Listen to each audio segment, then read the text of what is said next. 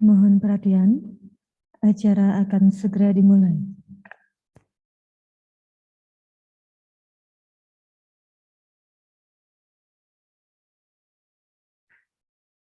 Ujian terbuka, program Doktor Pasca Sarjana Universitas Pendidikan Ganesha segera dimulai.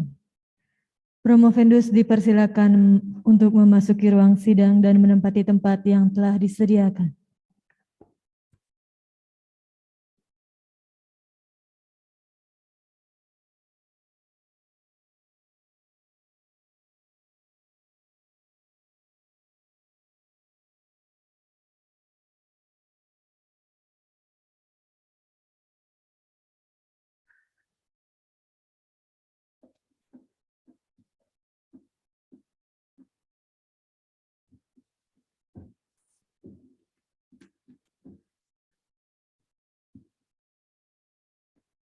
Dewan Penguji Program Doktor memasuki ruang sidang. Hadirin dimohon untuk berdiri.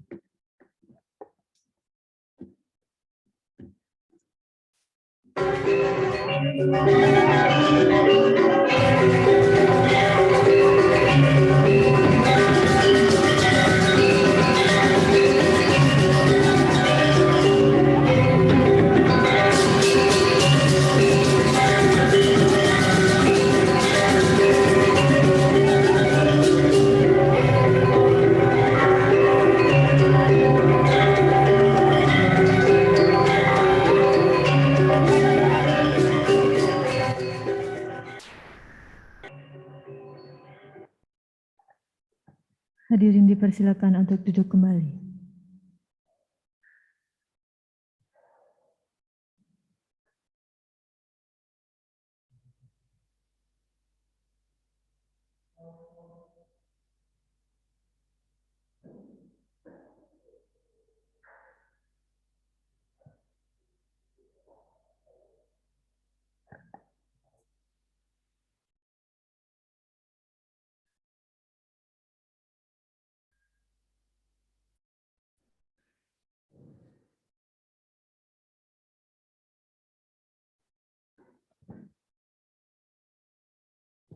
Yang terhormat, Ketua Sidang Ujian Promosi Doktor Pasca Sarjana Uniksa.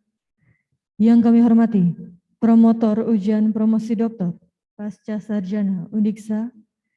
Yang kami hormati, Kopromotor Ujian Promosi Doktor Pasca Sarjana Uniksa.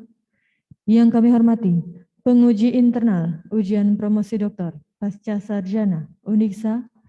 Yang kami hormati, Koor Prodi S3 Ilmu Pendidikan Pasca Sarjana Uniksa.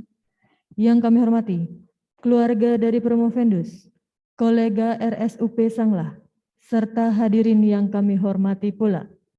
Om Swastiastu. Assalamualaikum warahmatullahi wabarakatuh.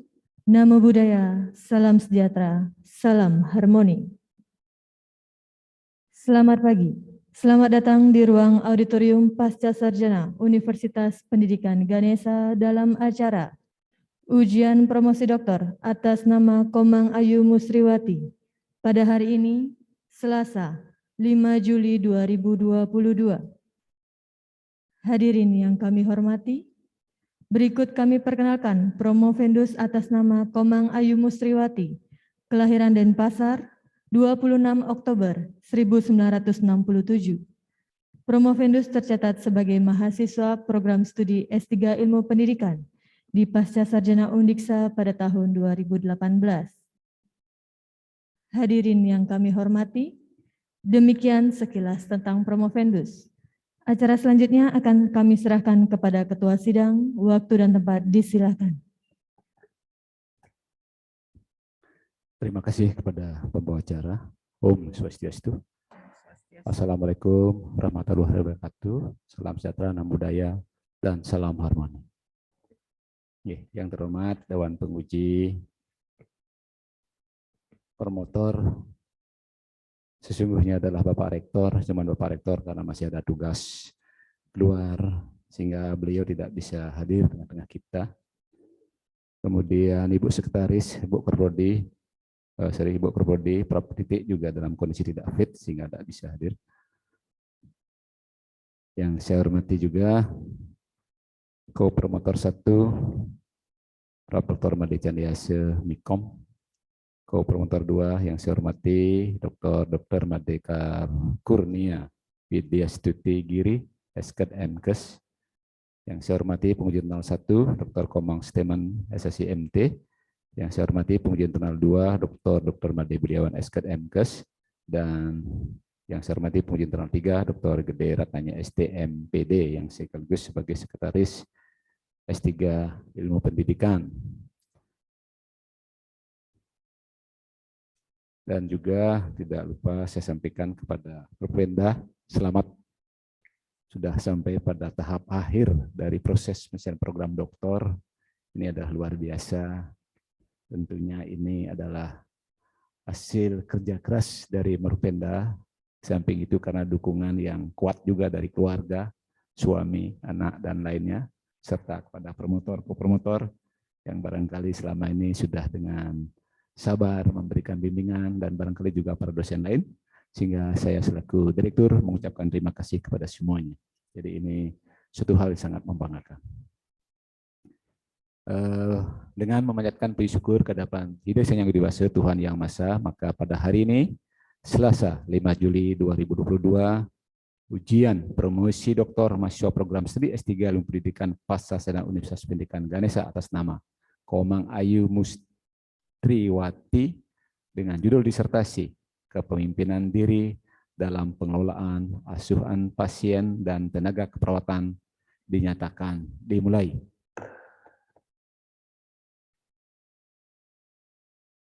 Ujian terbuka pada hari ini akan diuji oleh komisi ujian dengan susunan Ketua sekaligus sebagai promotor Profesor Dr. Inyoman Jampal MPD, kemarin pada hari ini berhalangan hadir, sehingga beliau menugasi saya untuk memimpin ujian terbuka ini. Sekretaris saya sendiri, Profesor Dr. Gusti Putuswarta, Korprodi Prof. Dr. Putu Ketiniase hari ini juga berhalangan karena kondisi tidak fit. Co-Promotor 1, Profesor Dr. Made Candiase MKom, Co-Promotor 2, Dr. Made Kurnia Widya Stuti Giri, Esket MKes, penguji 01, Dr. Komang Steman SSI MT, penguji 02, Dr. Made Budiawan Esket MKes, dan penguji internal 3, Dr. Gede Ratnanya STMPD. Selanjutnya, promosi doktor ini dilakukan dengan tata cara sebagai berikut. Pertama, presentasi oleh Propenda maksimal 20 menit. Yang kedua, masing-masing penguji maksimal dengan alokasi waktu 10 menit. Hal-hal yang bersifat analisis dan rumus-rumus statistika tidak dipersoalkan lagi dalam ujian terbuka ini karena sudah diputuskan dalam ujian tertutup. Ketiga, pembacaan putusan hasil ujian promosi doktor oleh sekretaris sidang. Sebelum dimulai ujian, saya bertanya, apakah saudara dalam keadaan sehat? Saya dalam keadaan sehat. Ya. Apakah saudara siap diuji? Saya siap diuji. Oke, karena saudara Propenda sudah mintakan siap, maka ujian kami mulai. Untuk itu, silakan diawali dengan presentasi selama 20 menit maksimal. Oke, silakan. Terima kasih. Om Swastiastu. Assalamualaikum warahmatullahi wabarakatuh. Salam nama budaya. Salam sejahtera, salam harmoni. Selamat pagi. Pertama-tama saya ucapkan puji syukur kehadapan Ida Sang Yang Widiwasa yang telah memberikan kesehatan dan kesempatan untuk mengikuti ujian hari ini. Kepada yang terhormat dan terpelajar, mohon maaf, Ketua Dewan Penguji Sidang Ujian Terbuka hari ini, Bapak Profesor Dr. I Gusti Putu Soeharto MSI, yang saya hormati, dan yang terpelajar, Profesor Dr. Imade Candiase MIKom sebagai Co-Promotor 1, yang saya hormati pula seluruh Dewan Penguji, Dr. Made Kurnia Widya Stuti Giri, Esket MKes sebagai Co-Promotor 2, Dr. Komang Setemen SSI MT, penguji internal 1, Dr. Made Budiawan SKET MKes sebagai penguji internal 2, Dr. Igede Ratnaya ST MPD penguji internal 3. Dan juga terima kasih kepada keluarga dan teman-teman yang hadir pada pagi hari ini. Yang terhormat Bapak Dewan Penguji, izinkan saya untuk menyampaikan hasil penelitian saya yang berjudul Kepemimpinan Diri Kepala Ruangan dalam Pengelolaan Asuhan Pasien dan Tenaga Keperawatan. Latar belakang masalah, manajemen keperawatan merupakan proses untuk melaksanakan kegiatan melalui orang lain dalam pelayanan kesehatan, di mana pelayanan keperawatan yang diberikan kepada pasien melalui pengelolaan dan pengawasan pimpinan keperawatan. Kepala ruang perawatan yang menentukan, mengkomunikasikan, mengarahkan, dan terlibat dalam perubahan budaya pelayanan pasien. Perbedaan dalam pelayanan keperawatan yang terjadi di tiap rumah sakit, yaitu pada asuhan pasien yang diberikan. Bagaimana asuhan pasien diberikan, hal ini sangat dipengaruhi oleh bagaimana kepemimpinan diterapkan pada pelayanan pasien. Dari data wawancara, kepala ruangan merupakan pimpinan di unit kerjanya, melakukan kegiatan rutin, melaksanakan tindakan delegatif. Melakukan pertemuan pagi di awal mulainya shift pagi, menghadiri rapat pasien maupun rapat manajemen, dan membuat laporan-laporan yang dibutuhkan oleh rumah sakit. Kepala ruangan belum efektif dalam memberikan pengarahan dan permasalahan yang sedang terjadi, maupun dalam memberikan motivasi dan dorongan pada staf. Kepala ruangan seringkali mengalami kesulitan saat ada perawat yang mendadak sakit atau ada keperluan lain. Salah satu peran kepala ruangan adalah mengelola ketenagaan dengan mengatur tenaga yang ada secara efektif, menghubungi perawat yang sedang libur atau melakukan koordinasi dengan unit kerja lain. Dari contoh laporan survei 2019, adanya keterbatasan komunikasi kepala ruangan kepada staf saat pergantian shift, pengisian rekam medik yang belum sesuai standar, pasien terlalu lama menunggu untuk dilayani, kesabaran dalam menghadapi pasien, perawat perlu untuk lebih memahami permasalahan pasien, perlu ditingkatkannya pengetahuan akan kondisi pasien oleh tenaga keperawatan. Permasalahan ketenagaan adalah pada kemampuan kepala ruangan. Pengaturan jumlah perawat di tiap shift kerja saat perawat mendadak cuti atau sakit mendadak, ataupun perawat sakit atau cuti mendadak dan sedang hamil bersamaan dalam waktu yang bersamaan. Kepala ruangan mengalami kesulitan memenuhi sejumlah tenaga pengganti yang dibutuhkan. Perencanaan peningkatan kompetensi staf sesuai dengan tempat tugas belum teridentifikasi dan diusulkan dengan efektif. Ini tergantung pada kompetensi perawat dan ini belum memenuhi standar sesuai dengan kebutuhan pasien. Perumusan masalah yang diambil dari permasalahan yang ada adalah dari data yang disampaikan, 1, apakah terdapat hubungan kepemimpinan diri kepala ruangan dengan pengelolaan asuhan pasien? Yang kedua, apakah terdapat hubungan kepemimpinan diri kepala ruangan dengan pengelolaan tenaga keperawatan? Tujuan penelitian yang ditentukan adalah mengidentifikasi kepemimpinan diri, pengelolaan asuhan pasien dan tenaga keperawatan oleh kepala ruangan. Menganalisis hubungan kepemimpinan diri kepala ruangan dalam pengelolaan asuhan keperawatan, menganalisis hubungan kepemimpinan diri kepala ruangan dalam pengelolaan tenaga keperawatan. Novelty yang dihasilkan dari penelitian ini adalah konsep kepemimpinan diri dalam pengelolaan asuhan pasien dan tenaga keperawatan, serta instrumen pengukuran pengelolaan asuhan pasien dan instrumen pengukuran pengelolaan tenaga keperawatan.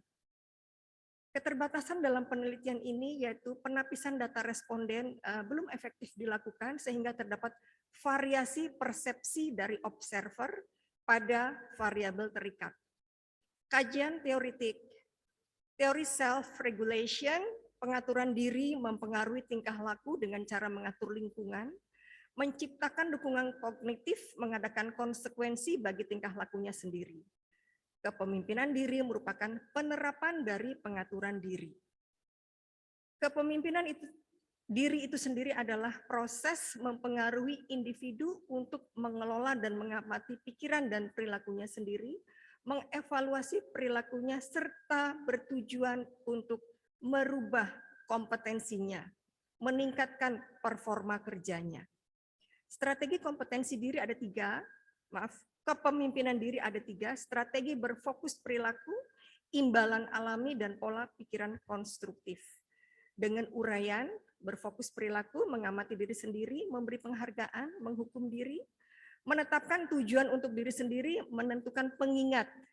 Strategi imbalan alami adalah strategi emosional, menyenangkan dan memuaskan dari suatu pekerjaan, mengabaikan bagian yang tidak menyenangkan, menambah kesenangan yang diambil dari tugas atau pekerjaan.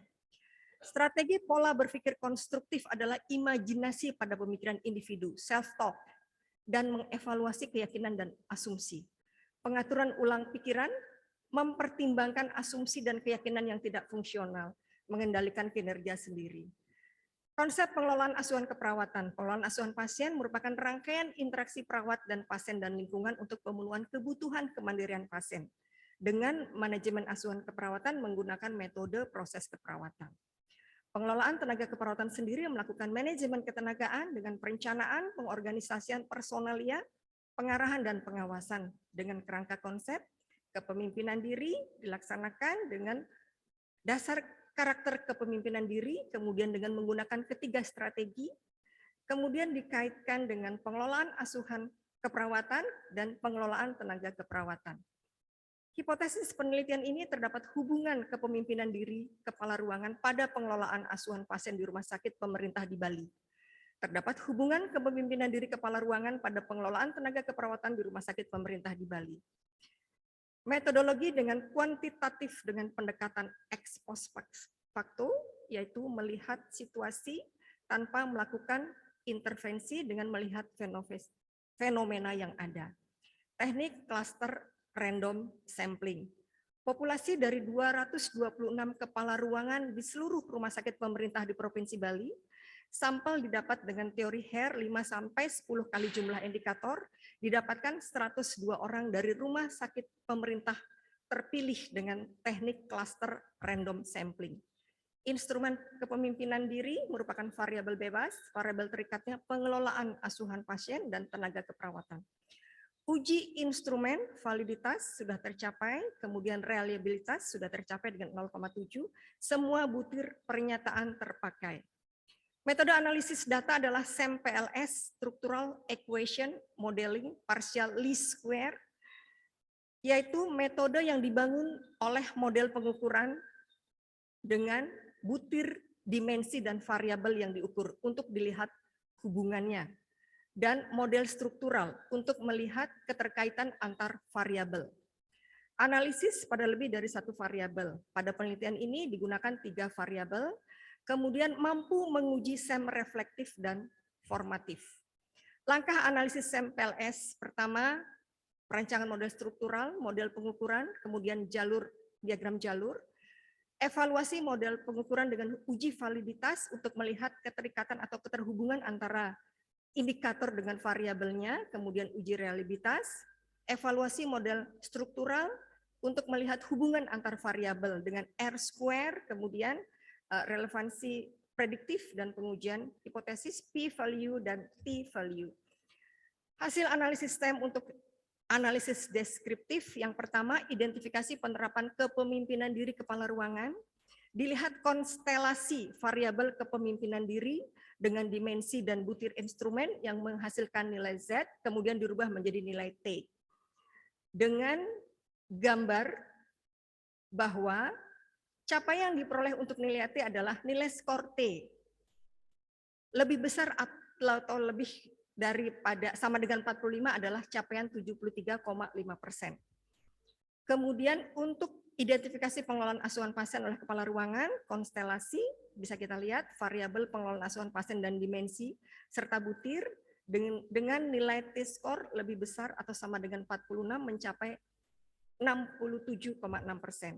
Demikian pula dengan pengelolaan tenaga keperawatan, konstelasi variabel dapat kita lihat dengan modelnya adalah model reflektif, kemudian nilai skor T lebih besar atau sama dengan 49 mencapai 61,7%.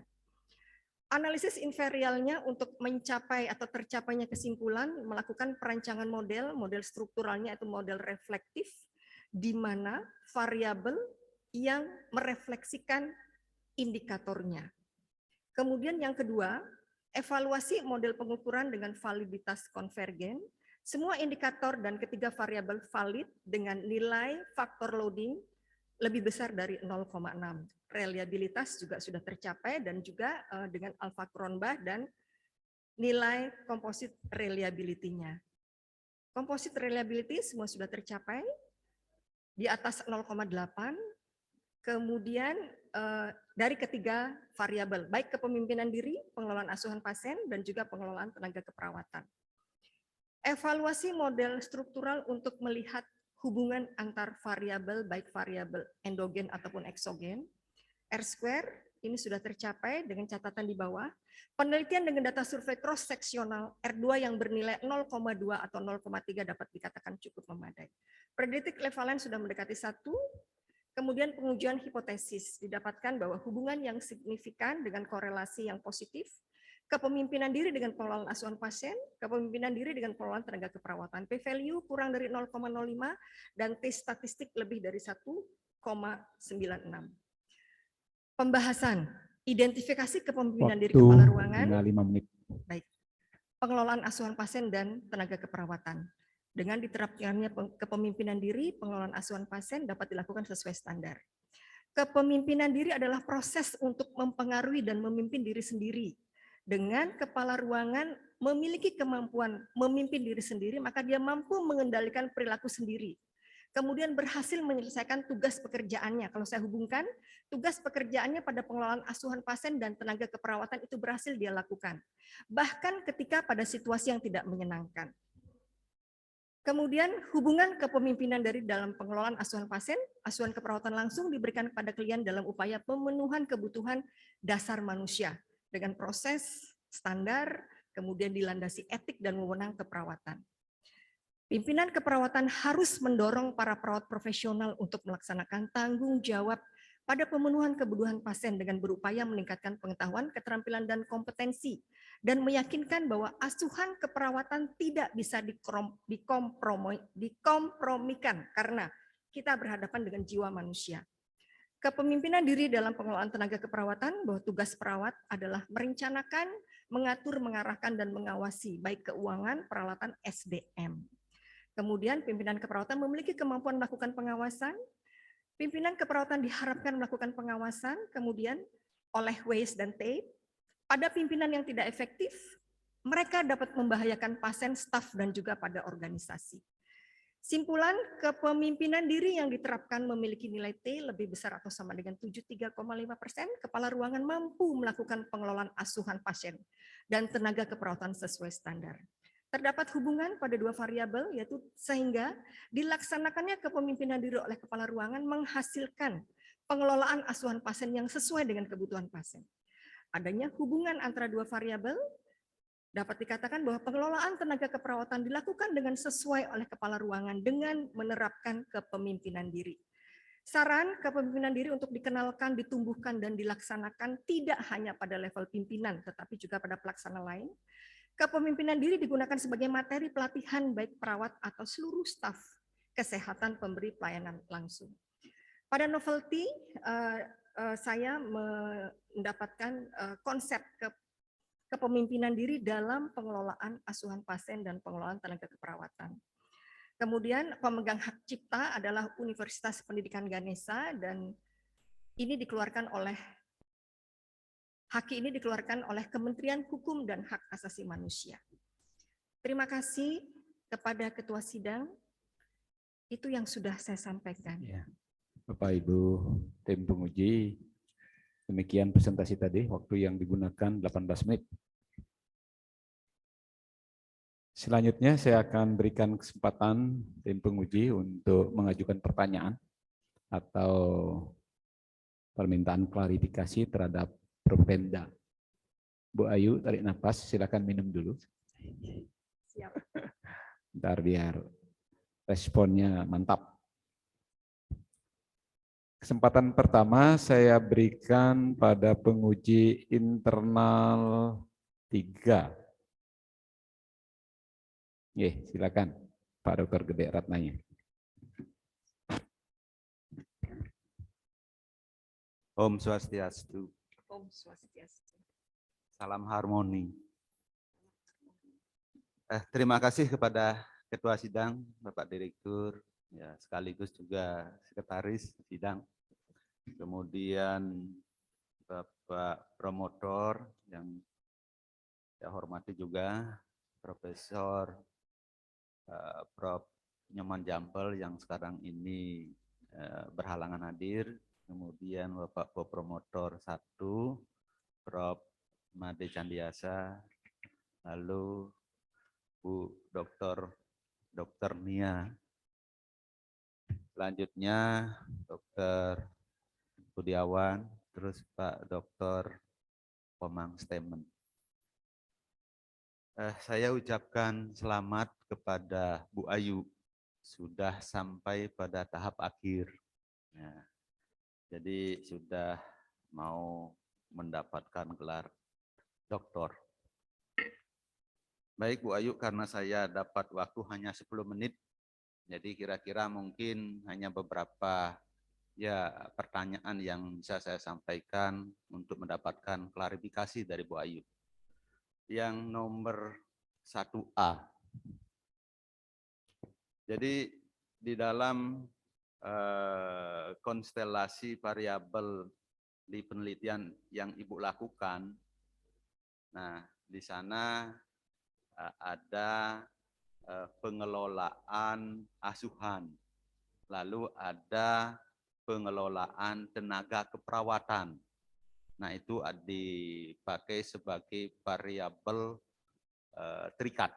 Lalu variabel bebasnya adalah kemampuan kepemimpinan diri kepala ruangan. Nah dari hasil analisis itu didapatkan bahwa kepemimpinan diri kepala ruangan terhadap pengelolaan asuhan pasien itu kontribusinya ya lumayan kecil, hanya 17%.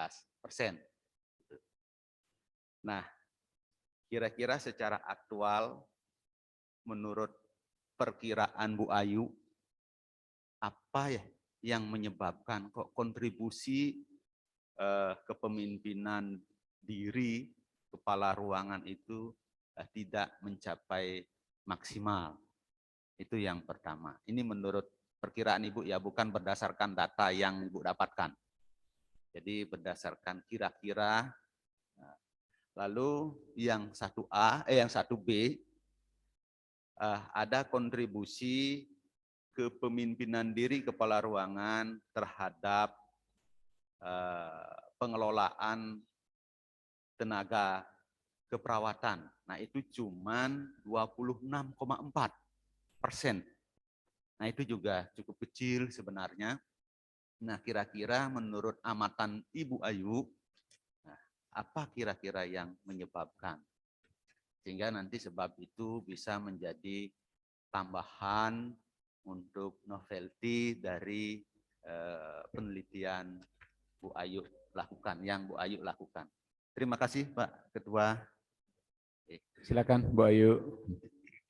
Baik, terima kasih kepada Ketua Dewan Penguji, terima kasih kepada Bapak Dr. Igede Ratnaya STMPD atas pertanyaannya. Mohon izin untuk memberikan jawaban. Pada R2 diperoleh angka hanya 17% memberikan pengaruh atau hubungannya pada pengelolaan asuhan keperawatan. Data atau kenyataan di lapangan yang bisa saya jelaskan adalah kepala ruangan merupakan sosok yang sebetulnya atau seharusnya sangat berperan untuk mengarahkan, mengatur stafnya untuk tercapainya tujuan organisasi sebagai pemimpin, sebagai leader, dan juga sebagai manajer.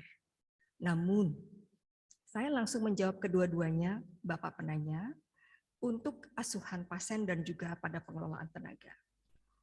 Hal ini didukung oleh faktor atau aspek yang terkait dengan ketersediaan atau dukungan rumah sakit. Resource yang harus disiapkan seperti untuk memberikan asuhan keperawatan yang sesuai, maka satu ruangan memiliki kriteria untuk satu pasien dirawat oleh berapa orang. Contoh, ICU. ICU itu seharusnya satu pasien dengan ventilator dirawat oleh satu perawat. Tetapi kenyataannya masih dirawat oleh 3 atau satu perawat masih merawat 3 sampai 4 pasien. Hanya situasi tertentu kita akan paksakan 1:1. Untuk ruangan rawat inap, ini baru soal ketenagaan. Rawat inap umum ataupun VIP pun seharusnya perbandingannya adalah 1:4 sampai 5. Tapi contoh kami di ruangan bedah bisa satu perawat merawat 10 pasien. Kemudian dari aspek yang kedua, kompetensi. Seorang pimpinan sudah melakukan aspek kepemimpinannya, kepemimpinan dirinya. Tapi keterbatasan pada kompetensi staf. Pada saat mereka akan melakukan atau mengisi rekam medik, rumah sakit mengelola sistem elektronik rekam medik. Sementara umur daripada perawat yang ada dengan umur di atas 40 tahun yang masih sekitar 20% itu gaptek. Jadi kemampuannya untuk mengisi rekam medik elektronik itu sangat terbatas, sehingga mempengaruhi penilaian terhadap itu. Yang kedua adalah resource lain. Pada saat mereka, mohon maaf, bukan berarti mengecilkan arti beberapa rumah sakit, tetapi ini adalah kenyataan yang ada, untuk dukungan fasilitas. Misalnya untuk perawatan luka, kami masih sangat terbatas. Jadi belum bisa melakukan sesuai dengan standar asuhan yang dituntut. Demikian juga untuk set-set tertentu. Jadi masih beberapa keterbatasan, tetapi tidak buruk-buruk amat. Cukup, bahkan ada yang lebih dari cukup, tetapi belum baik untuk seluruh rumah sakit. Saya bisa memberikan contoh untuk rumah sakit di mana saya bekerja, yaitu RSUP Sanglah. Masih perlu dukungan-dukungan hal tersebut, yaitu untuk asuhan dan bagaimana mengelola ketenagaan. Untuk tenaga, kepala ruangan belum semuanya melakukan usulan kebutuhan tenaga berdasarkan kompetensi. Bila mereka sudah melakukan, namun rumah sakit belum mampu untuk memenuhi kebutuhan tersebut. Karena sekali lagi, kami rumah sakit pemerintah harus mengusulkan ke pusat, kemudian setelah diusulkan, kemudian realisasi yang dapat belum tentu 50% dari apa yang kami usulkan. Jadi hal itulah yang akan dapat dilakukan untuk penelitian berikutnya. Bukan hanya menggunakan 2 variabel terikat, tetapi akan sangat bagus menggunakan lebih dari sekian variabel atau 2 variabel itu dan menggunakan variabel mediasi. Sehingga kita akan sangat tahu kenapa sih, ada apa sih. Mereka sudah melakukan kepemimpinan diri dengan baik. Tetapi kenapa asuhan pasien dan pengelolaan tenaga hanya memberikan kontribusi hubungan dari variabel bebas 17% untuk asuhan dan 26,24% untuk pengelolaan tenaga keperawatan. Itu yang bisa saya jawab. Baik, terima kasih Bu Ayu. Jadi, terima kasih atas jawabannya ya. Jadi mungkin ada 2 hal yang dapat saya simpulkan dari dukungan rumah sakit yang belum maksimal, yaitu SDM dan sarana prasarana ya. Itu ya, barangkali ya Bu Ayu. Terima kasih Bu Ayu. Berikutnya saya beri kesempatan penguji internal 2, Dr. Made Biawan, SKDMK, silakan.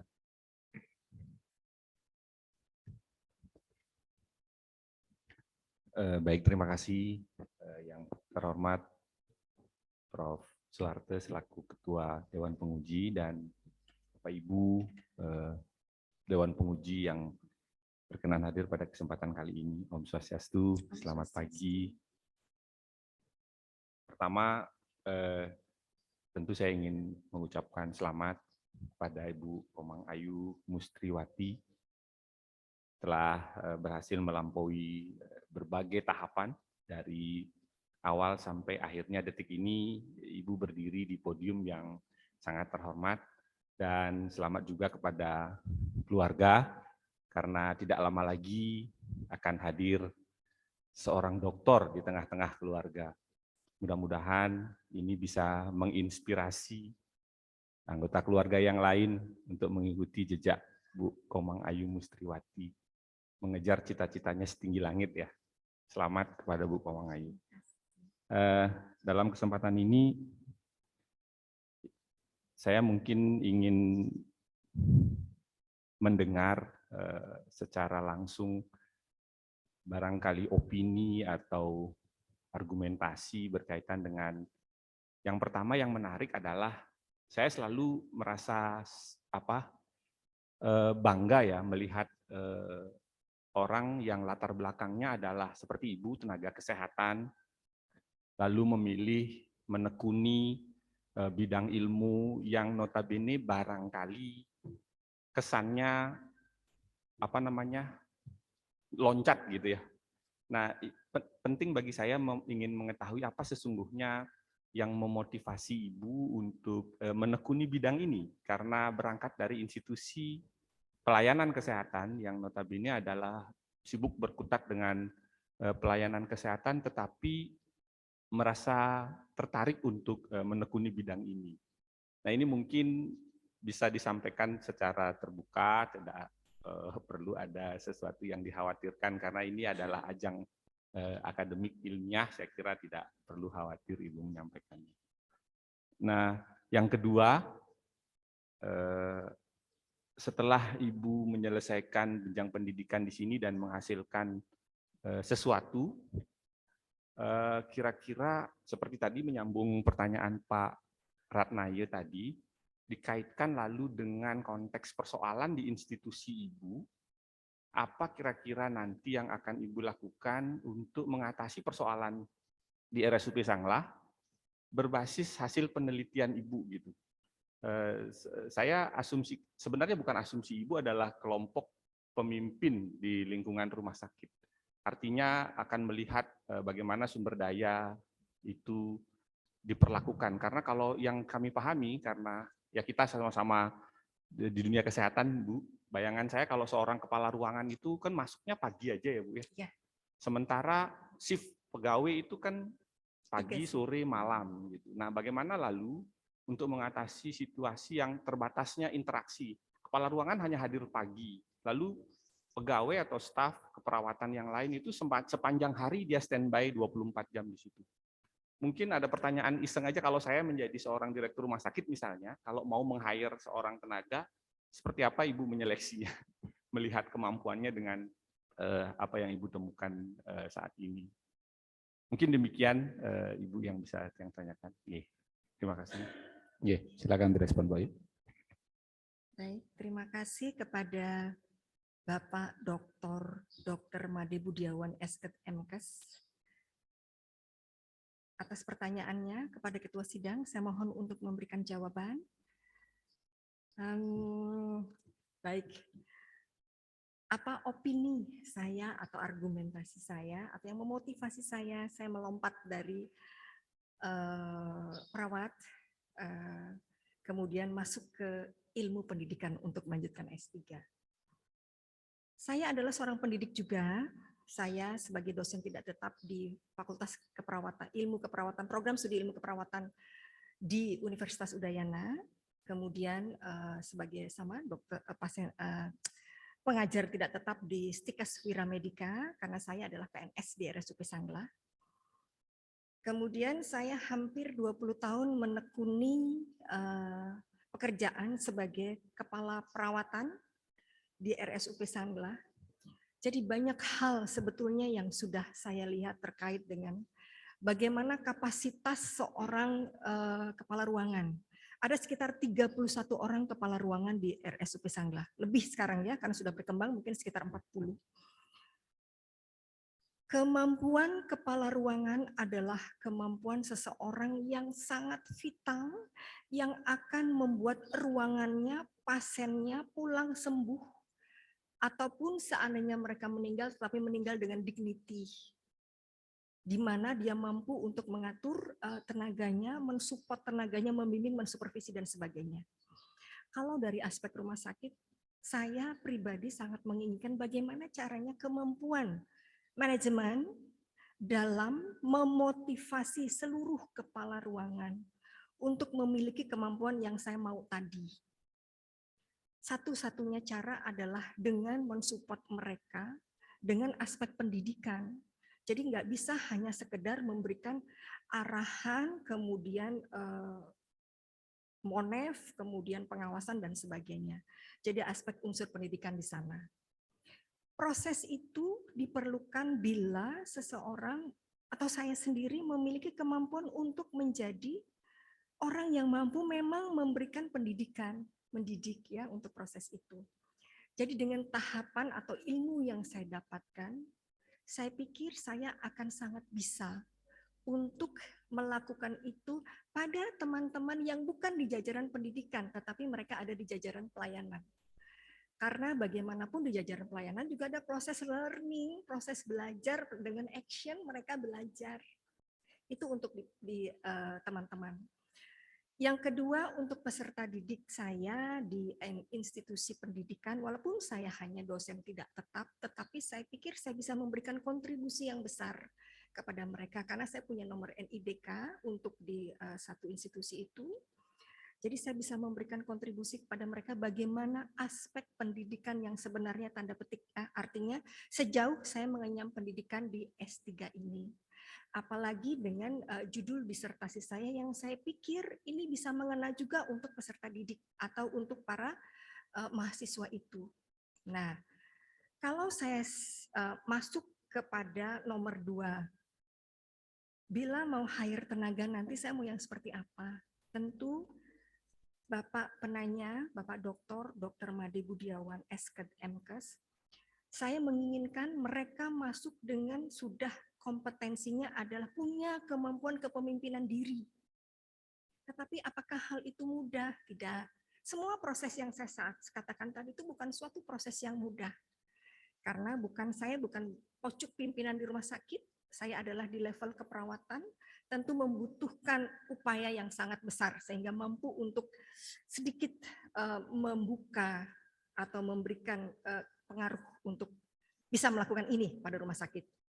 Jadi saya mau tenaga yang masuk adalah mereka yang sudah punya kemampuan ini. Oleh karena itu cara satu-satunya adalah pada saat tes ujian masuk yang bukan PNS, ya kami punya tenaga kontrak, atau tenaga kontrak yang akan diperpanjang lagi, mereka bisa mendapatkan pelatihan untuk kepemimpinan diri. Walaupun tadi sudah disampaikan bahwa ini bukan satu-satunya, tetapi paling tidak mereka punya leader di dalam dirinya, mereka akan semangat, mereka akan antusias, mereka akan mempunyai rasa kepercayaan diri untuk ditularkan kepada orang-orang di sekitarnya. Itu yang bisa saya sampaikan, Bapak penanya. Terima kasih Bu Komang, saya sangat puas ya dengan jawabannya. Terima kasih Prof. Suksma Pak. Selanjutnya saya beri kesempatan penguji 01, Dr. Komang teman. Silakan. Baik, terima kasih Ketua Sidang. Yang saya hormati Ketua Sidang, Bapak Ibu Co-Promotor, Dewan Penguji, Om Swastiastu. Om Swastiastu. Ya, pertama-tama saya sampaikan selamat kepada Bu Komang Ayu sudah berada pada tahap akhir ya dari serangkaian proses yang penuh dengan pengorbanan ya Bu ya. Jadi berkorban waktu, biaya, dan tentu dukungan keluarga di sini sangat luar biasa terhadap proses yang sudah Ibu jalani. Nah, dari apa yang sudah disampaikan tadi terkait dengan hasil penelitian dan seterusnya, secara penelitian ya mungkin apa yang dihipotesiskan terbukti ya, meskipun barangkali terlihat di situ ada kontribusi yang mungkin masih sedikit gitu. Nah, yang ingin saya peroleh klarifikasi dari Ibu adalah menurut Ibu apakah hasil penelitian ini sudah sesuai dengan harapan Ibu, dan kira-kira apa dampak dari hasil penelitian ini yang dirasakan oleh Ibu sendiri maupun rekan-rekan di lingkungan kerja Ibu. Nah, kemudian yang kedua, pada konteks bidang pekerjaan Ibu, saya sependapat dengan Pak Dokter tadi, penguji internal 2, bahwa ya kalau dilihat dari background keilmuan Ibu dengan studi yang diambil, ya mungkin agak sedikit keluar jalur gitu. Namun demikian saya rasa banyak hal di situ beririsan gitu dalam prosesnya. Nah, tadi udah Ibu sampaikan bahwa Ibu juga menjadi dosen tidak tetap di perguruan tinggi lain. Saya rasa itu akan ya berdampak mungkin secara linier kan dari apa yang sudah Ibu ambil hari ini. Nah, barangkali saya ingin tahu bagaimana atau apa yang dapat diimplementasikan dari ilmu yang sudah diperoleh selama S3 ini. Mungkin kalau sudah pada konteks Ibu sebagai seorang pengajar mungkin sudah jelas tadi ya. Tapi bagaimana pada konteks implementasinya nanti dengan rekan-rekan kerja yang ada di tempat kerja Ibu. Barangkali itu Ibu yang bisa saya tanyakan. Silakan Pak Ketua Sidang. Terima kasih. Silakan direspon. Baik, terima kasih atas pertanyaannya Bapak Dr. Komang Setemen SSIMT. Terima kasih kepada Bapak Ketua Dewan Penguji, mohon izin untuk menjawab. Ada 3 pertanyaan. Apakah hasil penelitian ini sesuai dengan harapan? Iya, hasil penelitian ini sesuai dengan harapan. Saya masuk S3 sebenarnya jujur, walaupun tetap sudah melewati S2, tetapi bagaimanapun, kenapa ya mesti sekolah S3? Tetap ada pertanyaan itu. Mampu nggak saya? Apalagi sesi ujian. Itu yang sebetulnya karena saya sering menonton teman-teman, agak sedikit menakutkan, tanda petik, mohon maaf. Tetapi melihat proses saya tadi, kemudian hasil penelitian saya, yang saya mendapatkan banyak dukungan dari teman-teman, saya belajar betul-betul dari awal bagaimana proses ulang. Saya membuat tesis di S2, tetapi di S3 ini sesuatu yang sangat berbeda. Karena ternyata saya harus mengambil banyak sekali, baik disertasi, baik itu dari publikasi tentang kepemimpinan diri yang sebetulnya saya belum pernah lihat hal itu. Jadi saya membaca banyak buku, menganalisis sehingga saya pikir saya sudah sangat tahu versi saya tentang kepemimpinan diri ini. Prosesnya, kemudian bagaimana menghubungkannya dengan asuhan pasien dan tenaga keperawatan. Plus dengan SEM yang saya nggak tahu apa-apa. Artinya, ini adalah proses pembelajaran yang betul-betul, saya lewat S1, saya lewat S2, tetapi di S3 ini saya pakai SEM. Saya baca banyak sekali jurnal, dan itu adalah proses pembelajaran yang sebenarnya. Dan melihat hasil yang saya dapatkan bahwa saya mengatakan bahwa ini sangat sesuai dengan harapan.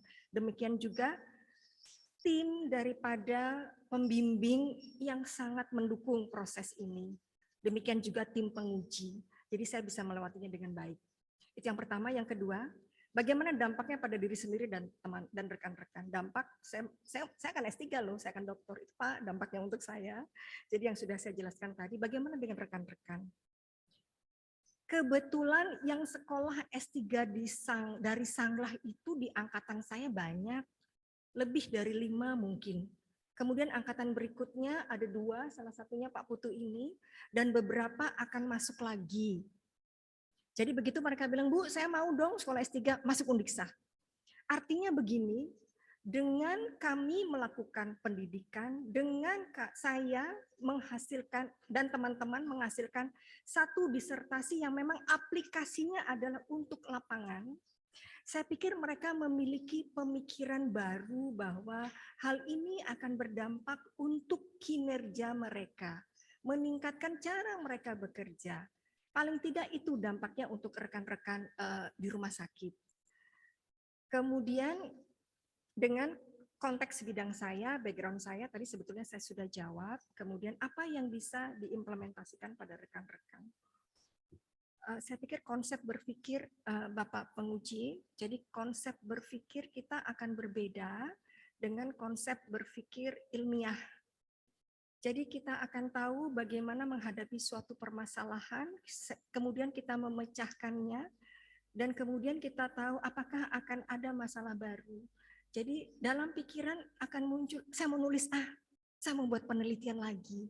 Jadi itu yang berdampak pada diri saya, dan implementasi pada rumah sakit itu yang saya bisa berikan. Jadi memberikan kontribusi pada pemikiran dan juga pada proses nantinya, baik lewat pelatihan ataupun saya akan kumpulkan teman-teman untuk memberikan bimbingan terkait hal ini. Terima kasih. Baik, terima kasih Bu Ayu, luar biasa. Waktu saya kembalikan ke Ya. Ketua Sidang. Terima kasih Pak Komang. Selanjutnya saya beri kesempatan Ko2. Dr. Made Kurnia Widya Stuti. Om Swastiastu. Om Swastiastu. Assalamualaikum warahmatullahi wabarakatuh. Salam sejahtera, salam sehat, dan salam harmoni. Terima kasih Bapak Ketua Sidang dan seluruh Dewan Penguji. Yang pertama, saya ingin mengucapkan selamat kepada Ibu Ayu sudah sampai ke tahap ini. Dan ini murni usaha Ibu Ayu yang luar biasa, di baliknya ada keluarga yang juga hari ini berbahagia, serta teman-teman sejawat di Rumah Sakit Pusat Sanglah nih, dengan tadi di tempat Ibu mengajar juga sebagai dosen tidak tetap. Jadi ini luar biasa sekali karena karya ini tadi Ibu sudah sampaikan sangat aplikatif di tempat Ibu bekerja. Saya sebenarnya sangat ingin menekankan gitu ya kepada keluarga dan juga teman sejawat dari Ibu Ayu bahwa ini adalah baru awal dari karir Ibu Ayu berikutnya ya. Jadi yang sangat membutuhkan dukungan keluarga lebih banyak lagi, kemudian dukungan teman sejawatnya lebih besar lagi gitu untuk kemajuan keilmuan dari keperawatan tentunya. Jadi apa yang Ibu teliti ini ternyata juga melihat dari ranah pendidikan keperawatan. Sekiranya nanti Ibu pastinya akan kembali bertugas di Rumah Sakit Umum Pusat Sanglah. Dan yang saya ketahui serta kita ketahui bersama bahwa Rumah Sakit Umum Pusat Sanglah adalah merupakan rumah sakit pendidikan yang sangat besar ya di Bali. Sudah melayani beberapa universitas bahkan dari luar Bali dalam pendidikan. Untuk kedepannya nanti Ibu ada 2 variabel yang Ibu tekankan, yaitu terkait dengan asuhan keperawatan dan juga bagaimana pengelolaan tenaga keperawatan oleh kepemimpinan seorang kepala ruangan ini sepertinya memiliki hubungan yang luar biasa, tadi Ibu sudah jelaskan. Nanti kalau Ibu sebagai seorang pendidik, saya ingin Ibu menyampaikan kepada kami di forum ini, kira-kira apakah akan diinternalisasi dalam bentuk topik-topik mata kuliah. Kalau yang kita ketahui sekarang, kita sudah diwajibkan sejak 2021 untuk mengintegrasikan topik interprofesionalisme. Jadi apakah instrumen ini akan Ibu aplikasikan ke dalam bentuk pembelajaran interprofesional? Karena kita tidak boleh lagi berpikir terkotak-kotak secara satu disiplin. Jadi Ibu mungkin bisa juga menularkan dalam bentuk mata kuliah yang sesuai, yaitu mata kuliah interprofesionalisme. Apakah ada rencana seperti itu? Dan yang kedua, apakah sumbangsi ini, instrumen yang cukup besar ini yang Ibu kembangkan, Ibu bisa sampaikan sebagai model yang bisa merupakan strategi baru dalam monitoring evaluasi dari bagian pendidikan dan pelatihan di RSUP Sanglah. Mungkin itu, terima kasih dan sekali lagi selamat untuk Ibu Ayu dan keluarga juga teman sejawat. Saya kembalikan ke Bapak Ketua Sidang. Silakan kalau ada yang perlu direspon, Bu Ayu. Baik, kepada Ibu penanya, Ibu Dr. Made Kurnia Widya Stuti Giri Esket MKes. Terima kasih atas pertanyaannya. Mohon izin menjawab Bapak Ketua Sidang. Saya akan menjawab yang terakhir, strategi pengawasan Monef kepada bagian diklat. Ya, Ibu. Saya hanya berpikir bahwa materi kepemimpinan diri ini adalah sebetulnya materi umum. Nah, saya balik ke yang pertama dulu, interprofessional education. Jadi sebetulnya nggak harus perawat saja, itu profesi manapun. Karena saya di pelayanan kesehatan, maka akan sangat baik itu dilakukan pada profesi di pelayanan kesehatan. Artinya mereka yang memberikan asuhan langsung pada pasien, baik dokter, radiografer, ahli gizi, dan sebagainya. Jadi saya akan pikirkan Ibu untuk mengajukan ini menjadi bagian dari proses pembelajaran. Tapi saya akan mulai dari yang paling dekat, yaitu pada Stikes tempat saya mengajar, karena di sana tidak hanya pada ilmu keperawatan, tetapi juga ada rekam medik, ada analis, kemudian ya ada 2 itu. Mungkin itu akan saya masuk ke sana terlebih dahulu. Baik, kemudian jawaban yang kedua adalah strategi untuk Monef diklat. Saya pikir ini hal yang bagus yang tidak saya pikirkan bahwa item kepemimpinan diri ini kita bisa buatkan checklist untuk memastikan bahwa bila kita melakukan suatu pelatihan, apalagi kaitannya dengan unsur manajemen, maka akan sangat bagus melakukan ini kepada bagian diklat, memberikan masukan yang akan diimplementasikan oleh mereka untuk memastikan bahwa dalam manajemen, dalam leadership, unsur kepemimpinan diri adalah unsur yang bisa diukur pada mereka pada saat lulus ini tercapai atau tidak. Terima kasih. Baik, terima kasih Bu Ayu. Saya sangat bangga dengan jawaban Ibu Ayu yang memang sudah sangat aplikatif nanti di lapangan. Sukses untuk Ibu Ayu. Terima kasih. Saya kembalikan ke Bapak Ketua Iya. Sidang. Terima kasih Dr. Nia. Selanjutnya saya beri kesempatan ke promotor 1, Prof. Made Caniaso, silakan. Terima kasih Pak Direktur Pimpinan Sidang dan teman-teman Dewan Penguji yang saya hormati. Selamat pagi. Selamat pagi. Bapak Ibu hadirin semuanya. Kepada Ibu Komang Ayu Musriwati, ya, setelah sekian lama kita berkomunikasi dalam perkuliahan maupun pembimbingan, akhirnya Ibu sampai pada ya hari puncak ini sebagai ujian terbuka. Tentunya saya pribadi menyampaikan selamat untuk hal ini. Nah, selanjutnya dalam kesempatan ini saya ingin mendapat penjelasan tentang beberapa hal sebetulnya. Barangkali tidak ada di dalam disertasi Ibu, tetapi paling tidak ini akan menjadi rekomendasi untuk peneliti-peneliti berikutnya, junior Ibu yang tertarik pada bidang ini juga. Yang pertama, dalam keperawatan ini, sasaran utama adalah kesembuhan pasien tentunya. Nah, Ibu sudah menyampaikan tadi kalau toh terpaksa pasien itu meninggal, mereka harus meninggal dalam kondisi bermartabat, begitu. Nah, kita tahu komunikasi kepala ruangan ke pasien itu kan tidak langsung. Kepala, staf, baru pasien.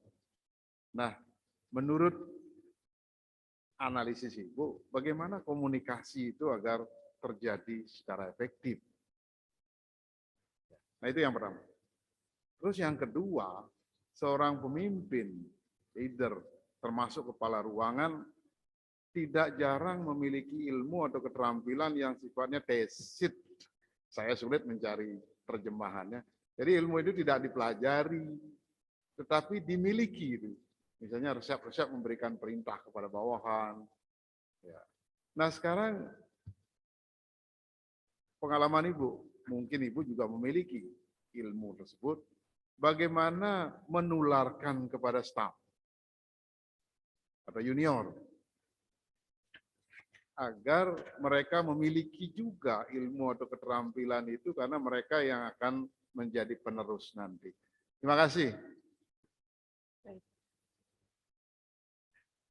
Ya, silakan langsung.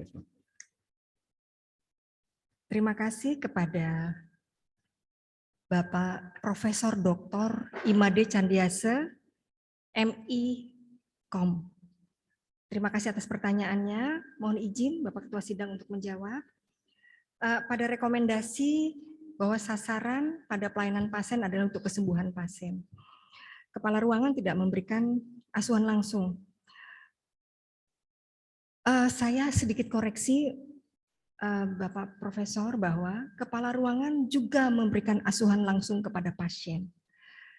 Hanya waktu mereka tidak sebanyak perawat pelaksana. Kenapa? Karena mereka lebih banyak pada aspek manajemen. Tetapi kepala ruangan harus mengetahui pasiennya paling tidak pada saat pasien pertama kali dirawat. Atau pada saat ada permasalahan, dia akan langsung datang kepada pasien. Tetapi sekali lagi bahwa itu tidak bisa mereka lakukan dalam waktu full. Oleh karena itu betul pertanyaan yang disampaikan, bagaimana akhirnya mereka bisa melakukan komunikasi dengan efektif. Komunikasi yang efektif adalah komunikasi yang tepat waktu yang dilakukan memang pada saat permasalahan ada atau saat itu diperlukan.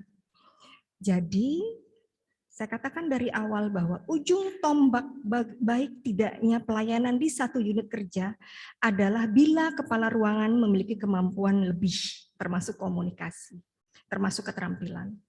Oleh karena itu, untuk memastikan komunikasi yang disampaikan memang tepat waktu dan sesuai dengan yang dibutuhkan, maka dia harus mengetahui permasalahan pada semua pasiennya.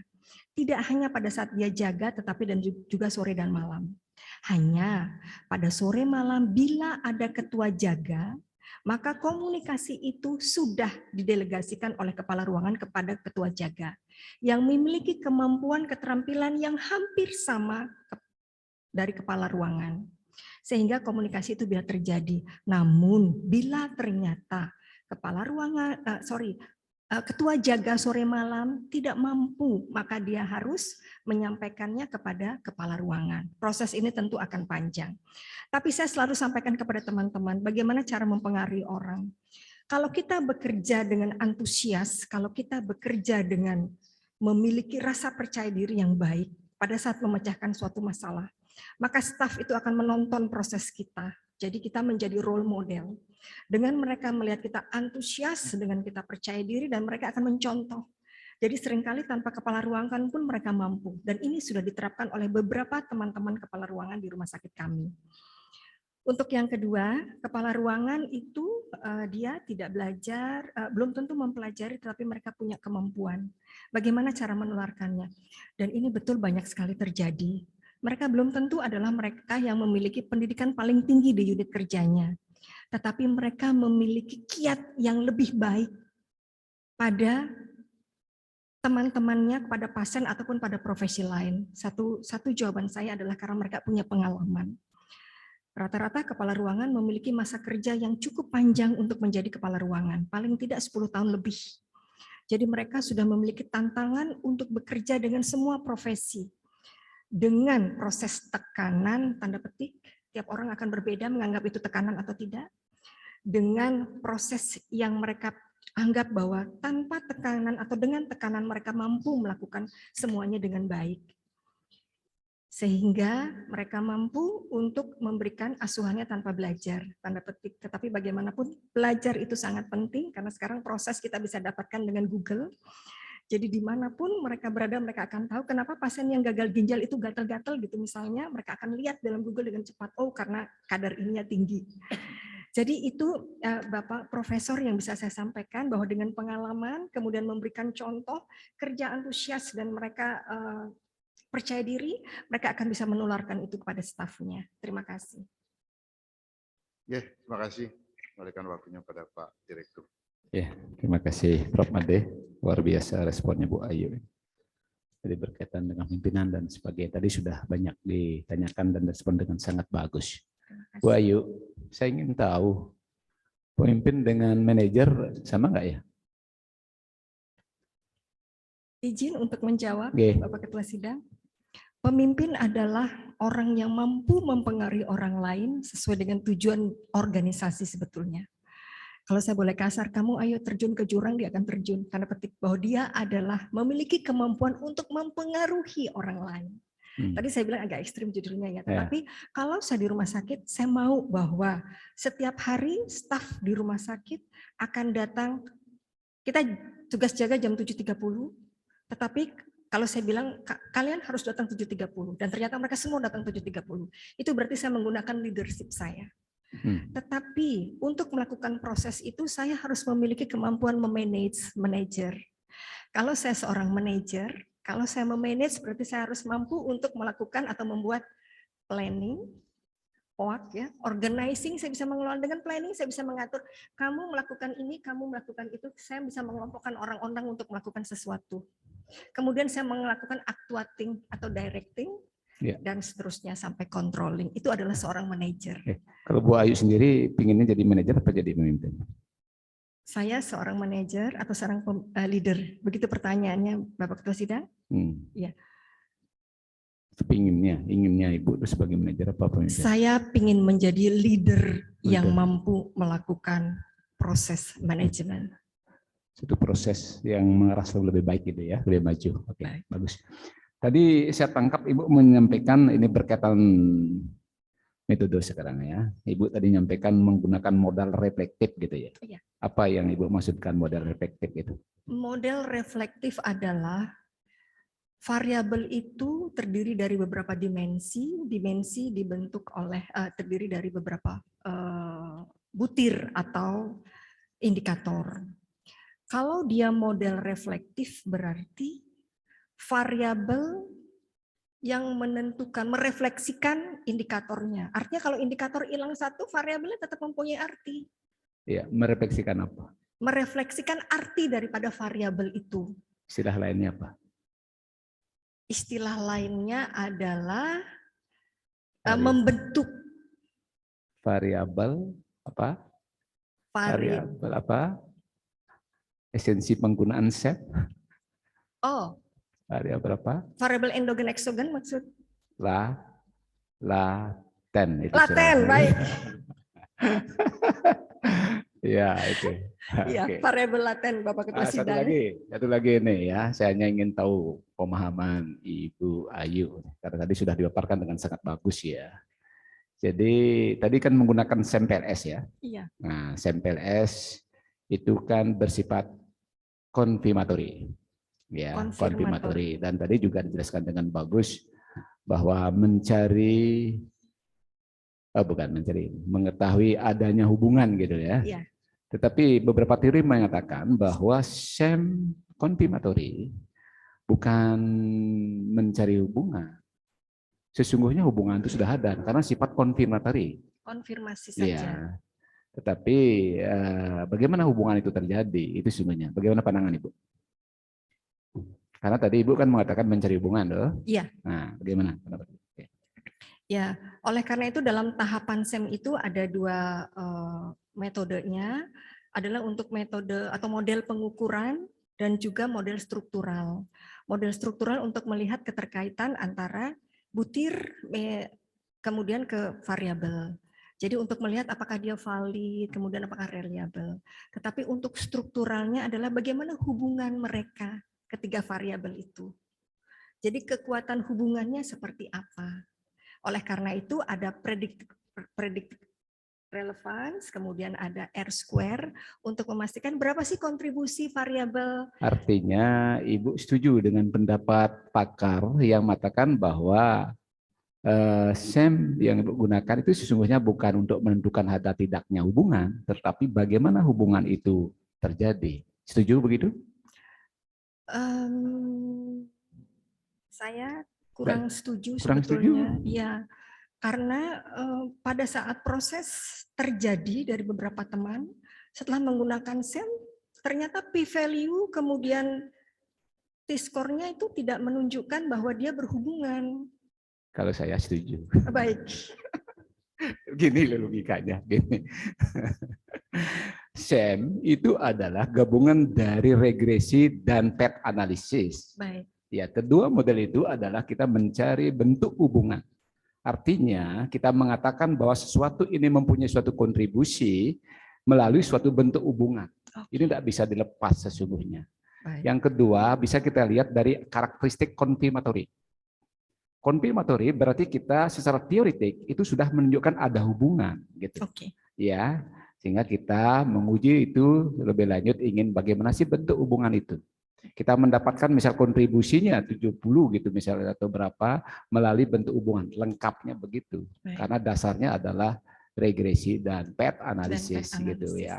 Ya. Jadi sesungguhnya yang lebih pas itu memang bukan mengetahui ada tidak hubungan, tetapi bagaimana hubungan itu yang terjadi.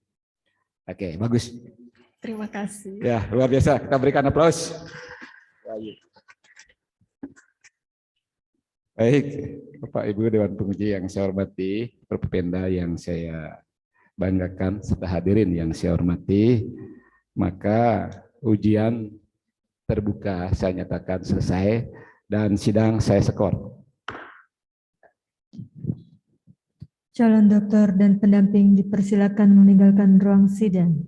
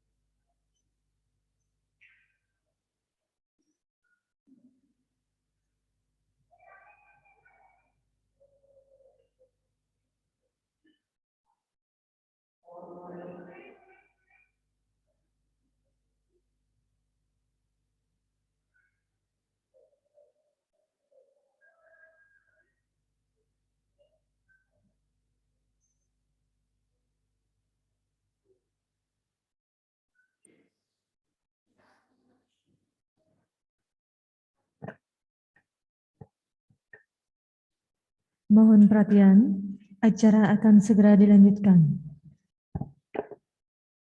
Promovendus dipersilakan menempati tempat yang telah disediakan.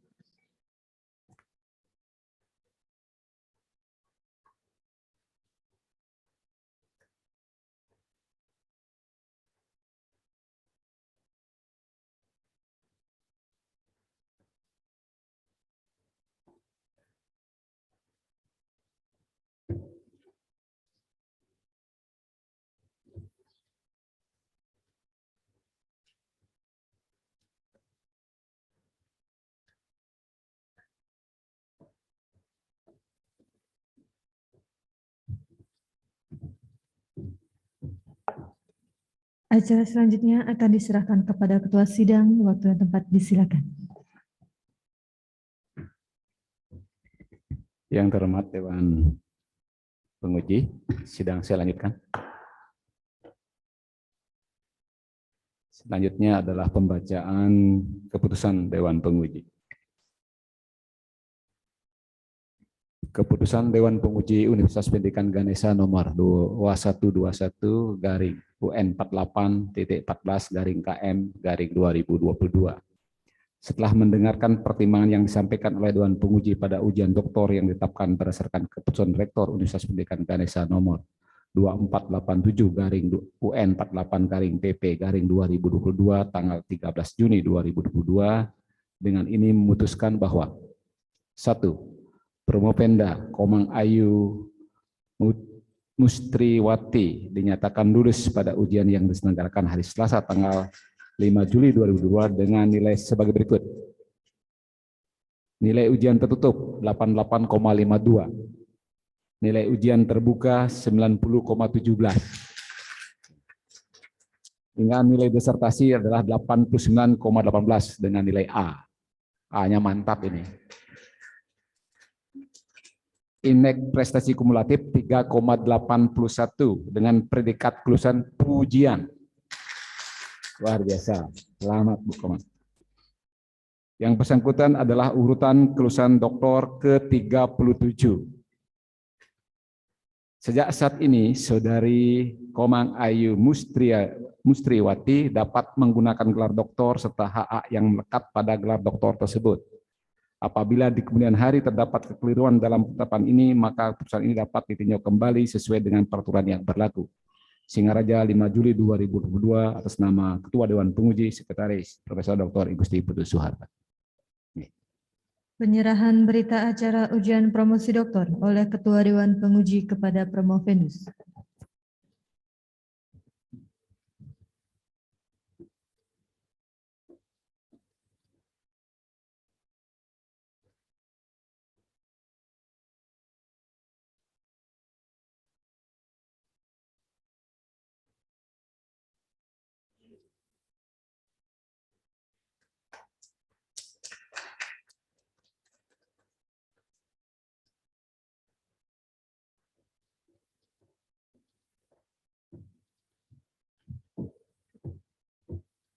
Selanjutnya saya mohonkan kepada ko-promotor 1 untuk mewakili promotor untuk memberikan pesan akademik kepada Dr. Komang Mustriwati. Silakan Prof. Made. Terima kasih Pak Direktur selaku pimpinan sidang. Yang terhormat Pak Direktur Pasca Sarjana, rekan-rekan pembimbing, rekan-rekan penguji, kemudian Dr. Komang Ayu Mustriwati bersama keluarga yang saya hormati. Selamat pagi ucapkan. Dan ya, pertama selamat kepada Ibu Dr. Komang Ayu Mustriwati. Mulai hari ini Ibu sudah berhak menggunakan gelar doktor di jenjang pendidikan formal tertinggi yang ada sampai hari ini. Nah, mohon maaf mestinya pesan dan kesan ini disampaikan oleh promotor, Bapak Profesor Nyoman Jampel, tapi karena beliau sedang menjalankan tugas sebagai pimpinan, sehingga tidak bisa hadir pada kesempatan ini. Nah, saya mewakili beliau. Untuk Ibu Dr. Komang Ayu Mustriwati, ya setelah berjuang sekian lama, akhirnya Ibu sampai pada puncak perjuangan ini menyelesaikan pendidikan S3 dengan meraih gelar doktor. Kalau kita lihat sederhana sekali, 1 D besar dan 1 R kecil. Tapi untuk mendapatkannya kok perlu pengorbanan waktu, tenaga, dan mungkin juga bukan hanya mungkin, ya sudah pasti, ya mengorbankan kepentingan keluarga juga. Tetapi tidak apa-apa, itu demi hal yang lebih baik lagi. Ibu Komang ini adalah titik awal dari pengabdian Ibu. Kalau sebelumnya masih bisa beralibi, saya masih S2. Sekarang sudah tidak boleh lagi karena sudah S3. Ya teman-teman pasti sudah, nah ini S3 sudah. Ya pasti akan dituntut baik dari sisi akademik, afektif maupun psikomotor. Nah harapannya Ibu bisa memenuhi semua itu. Harapan kita semua, Ibu bisa mengabdikan ilmu dan keterampilan yang diperoleh untuk institusi di mana Ibu mengabdi dan juga untuk masyarakat, ya, nusa dan bangsa yang kepentingan yang lebih tinggi. Nah selanjutnya Ibu adalah duta promosi sekarang dari Pasca Undiksa untuk mempromosikan lembaga. Ya tadi sudah saya dengar Ibu ya mengajak para junior untuk mengenyam pendidikan di sini, ini sudah hal yang sangat baik. Tentunya kami akan sangat berbangga nanti sampai mendengar, membaca atau melihat Ibu diundang sebagai pakar di beberapa tempat dan tidak tertutup peluang juga Undiksa akan mengundang Ibu sebagai pakar dan paling tidak sebagai penguji luar nanti kandidat doktor berikutnya. Nah, kebanggaan tentunya ada pada kami dan selain Ibu sendiri. Nah kemudian kepada keluarga semua, ya, saya ucapkan selamat sekarang sudah hadir anggota keluarga dengan pendidikan tertinggi. Ya, mungkin menambah sekarang koleksi keluarga yang berpendidikan tertinggi dan tentunya ini akan diharapkan bisa memberikan teladan kepada putra, putri, menantu, cucu nanti, dan keluarga lainnya. Nah, itu yang bisa saya sampaikan. Sekali lagi, Ibu Dr. Komang Ayu Musliwati, saya ucapkan selamat dan selamat mengabdi ke lembaga, mengabdikan apa yang diperoleh selama ini. Terima kasih, saya kembalikan waktunya pada Pak Direktur. Terima kasih Prof. Made, pesan akademik yang luar biasa, singkat, padat. Ini merupakan ya pesan untuk Bu Ayu. Kalau saya dapat simak tadi, Bu Ayu ini adalah di awal beliau menyampaikan tadi, menekankan. Yang artinya sangat diharapkan Ibu Ayu terus bisa berkarya ke depan. Meneruskan penelitian yang saat ini telah dihasilkan, seorang peneliti yang bagus, harus mempunyai suatu roadmap penelitian yang jelas ke depan ya, dikembangkan terus, melakukan pengabdian masyarakat, diintegrasikan lagi dalam pembelajaran sehingga itu merupakan suatu siklus dalam pelaksanaan tridharma antara pengajaran, penelitian dan pengabdian pada masyarakat. Oke, ibarat orang mengatakan supaya seperti pohon kelapa, berbuah tidak hanya sekali, tidak seperti pohon pisang gitu ya. Jadi terus berbuah. Dan semua bagian dari pohon kelapa itu bermanfaat. Mudah-mudahan Bu Ayu seperti itu, dan saya yakin dengan kemampuan Bu Ayu yang miliki, Bu Ayu akan menjadi orang yang sangat sukses ke depan. Nah tadi Bu Ayu mengatakan Bu Ayu kan lebih pingin dan sudah akan menjadi leader gitu ya. Nah saya melihat ini ke depan salah satu ukuran kesuksesan ke depan sebagai leader, seperti sampaikan Prof. Made tadi, Bu Ayu diharapkan sebagai duta promosi. Jadi saya harap Bu Ayu mampu mendorong, memotivasi teman-temannya untuk ngambil S3 atau S2 di Universitas Undiksa. Gitu.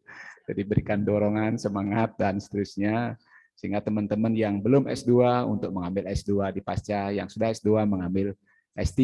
Ibu Ayu sudah rasakan, sudah melihat sendiri bagaimana sistem pelaksanaan pendidikan kita yang kita laksanakan di Pasca Sarjana dengan mutu bakti untuk bakti. Bakti pertama itu adalah mempunyai makna pelayanan, yang kedua akronim, berkarakter adaptif, kolaboratif, terampil, dan inspiratif. Saya yakin Bu Ayu akan sangat sukses ke depan ya, luar biasa. Itu. Nah itu beberapa hal yang saya ingin sampaikan. Sekali lagi, salam sukses dan selamat sukses ke depan. Jadi leader. Hadirin yang saya hormati, Dewan Pengji yang saya hormati pula, serta Dr. Ayu yang saya banggakan sekali lagi, serta teman-teman pegawai, maka ujian promosi doktor pada kali ini saya nyatakan selesai, sehingga dengan memanjatkan puji syukur kehadapan Hidayah Sang Yang Dewasa, maka ujian ini saya tutup dengan mengaturkan Parama Santi, Om Santi Santi Santi Om.